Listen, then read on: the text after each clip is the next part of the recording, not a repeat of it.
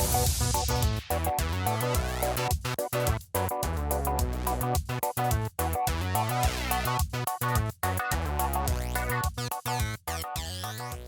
welcome to Alyssa Jean's Reviews, and welcome to my review for Star Trek Lower Decks Season 4, Episode 3 in the Cradle of Vexilon. A spoiler warning is in effect if you have not seen up through the end of this episode.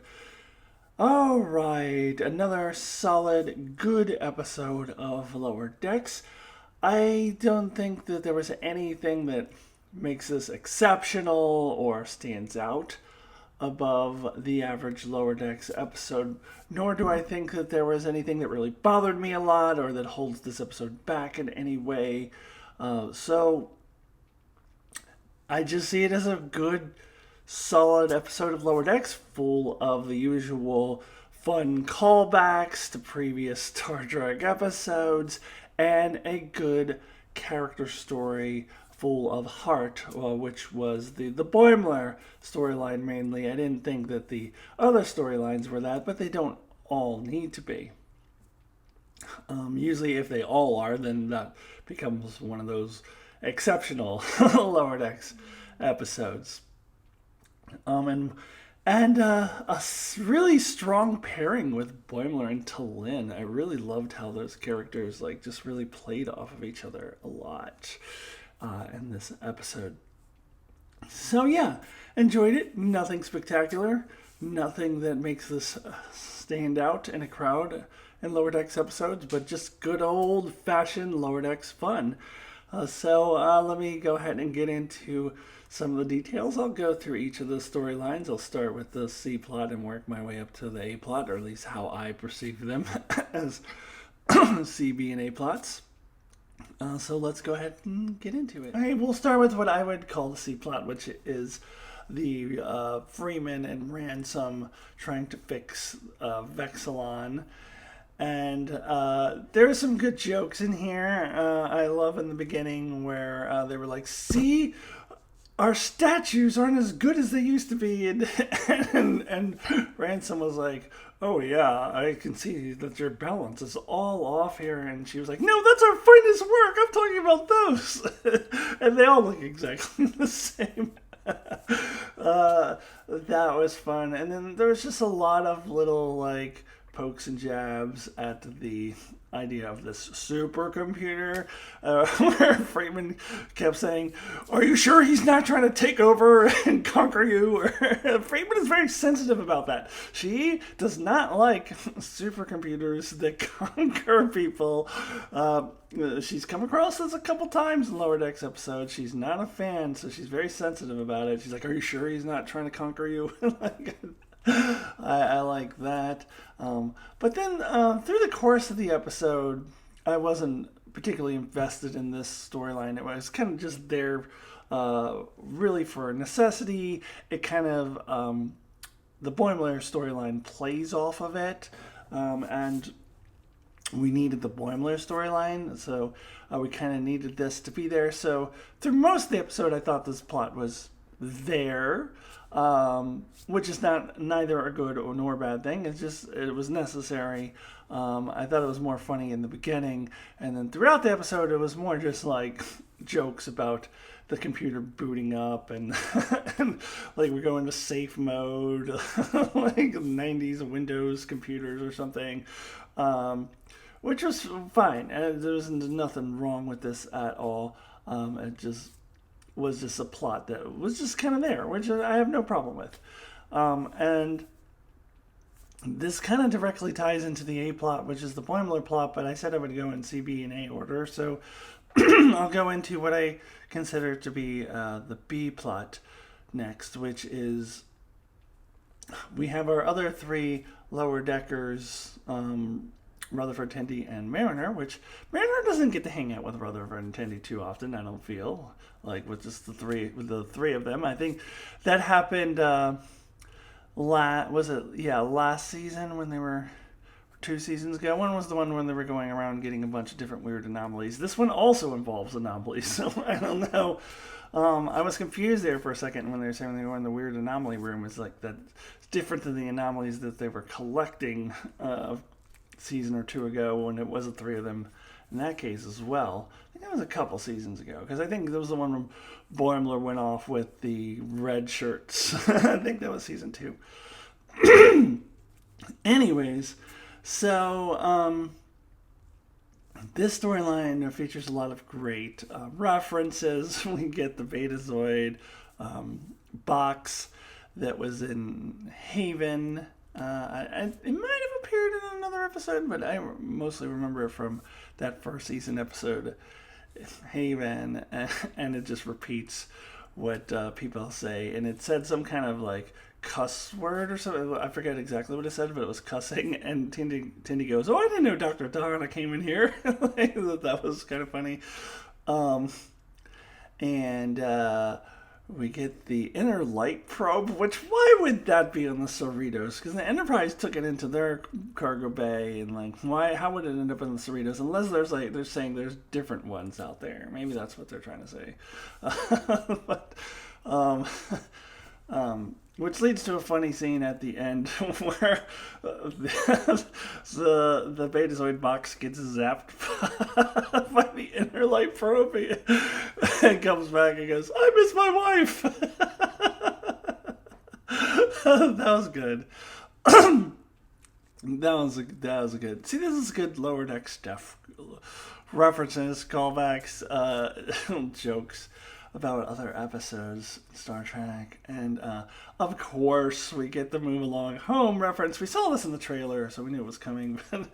But Rutherford was like, "Come on, hurry up! I gotta get through this." Like, calibrate 1, 2, 3. So of course I got some entertainment out of all that. The plot itself was fine.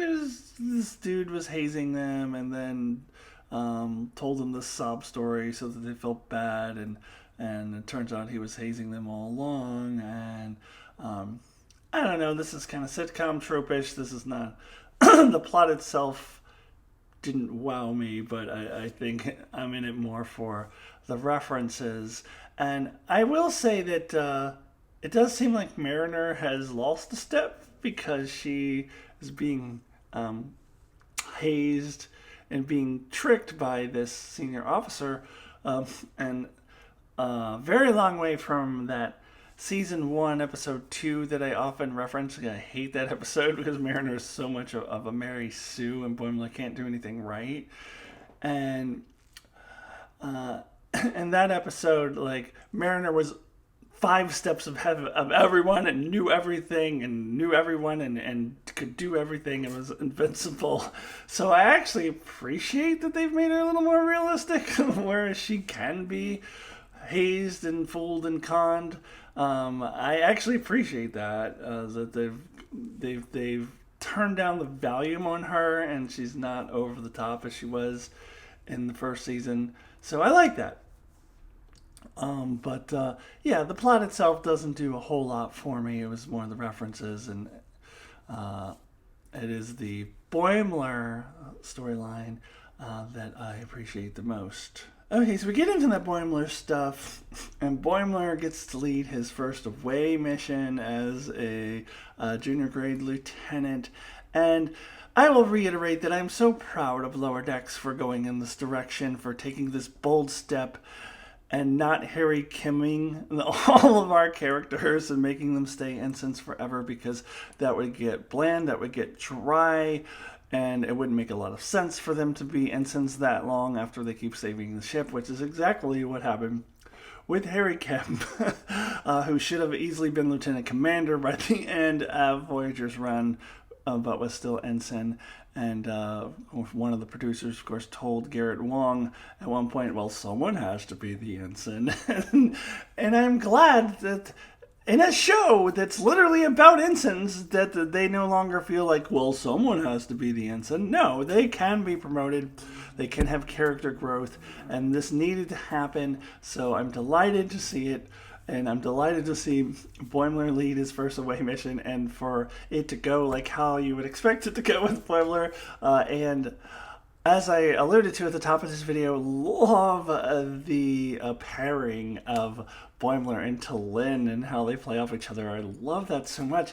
And in the very beginning of Boimler is walking around trying to psych himself up, and Lynn says something along the lines of, "Are you finished your ritual confidence boosting speech yet?" And he was like, "That's not what I was doing."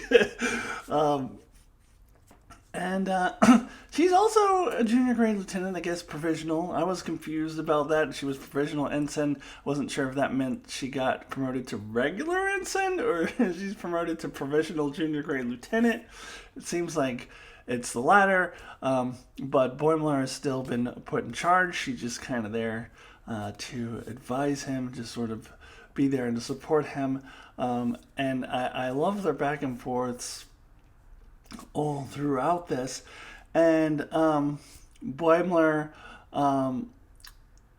of course, is afraid to let his ensigns risk themselves. He doesn't want people to die. Lynn makes this comment earlier. Oh, the odds of mortalities on away missions led by recently promoted lieutenants is very high, or something like that. She didn't help. She didn't always help.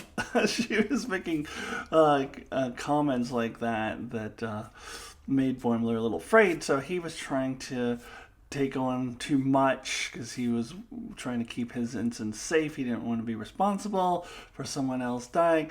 Now, are these artificial stakes? Yes, but I don't. It's whatever. It doesn't matter because it's more about the heart of the story and the character story for Boimler, which I did really like. So he's going through all of this, and Lynn gives him that speech that that he has got, in order to be a good leader, he's got to let them do something, and it's all about risk. I mean, that's what Starfleet is about. But he's got to show himself to be a good leader and lead them. And I really enjoyed the scene where Boimler says, "Okay, so Lynn says I'm gonna let you risk your lives," and Lynn's like, "That is not how I would have communicated that." Like, that's so good. There's a little bantering there. There's little lines like that where the back and forth between the two of them was so good. And then so. He does allow them to, participate, and then they're like, "Yes, sir," and things are going well, and and then of course in the end he ends up, then taking the lead and putting himself in danger above all else, which is what the leader does in Star Trek, and that was very nice too. And then he inexplicably lives. He had a lot of plot armor on, but he does get to go visit the koala for a little bit. So that was good. The koala says something indecipherable, but I saw another video where they said he was speaking backwards. So if you reverse it, he says, "It's not your time, Bradwood Boimler." Who knew? But I love that the koala keeps popping in. I feel like in the final season of Lower Decks, like the koala is gonna be like, he's gonna be like Q it was in Tapestry or something. He's gonna do something really important with the characters. I feel like we're going in that direction now. But in any case, he does end up surviving. And we get another humorous scene with Dr. Tahana where she's like, "I don't know what the hell I just did, but let's get more of that stuff." And so Boimler's fine, but he has learned the lessons of his first command, his first leading of an away mission. So that was all very nice, very much quite enjoyed it. So that is it for this episode. Let me go ahead and give my rating out of 10. 1 is the lowest possible score I would give, 10 being the highest possible score. My rating for Lower Deck Season 4, Episode 3 is an 8. Good solid 8. I was thinking about this, and I think an 8 to me in Lower Decks and in Strange New Worlds too represents like the norm, like a good solid episode that does all the things that that show does well. In the case of Lower Decks, it's the callbacks, the comedy, the heartful character scene, but doesn't go above and beyond, doesn't do anything extraordinary, doesn't do anything beyond what a normal Lower Decks episode would do. So that would be like a 9 or a 10.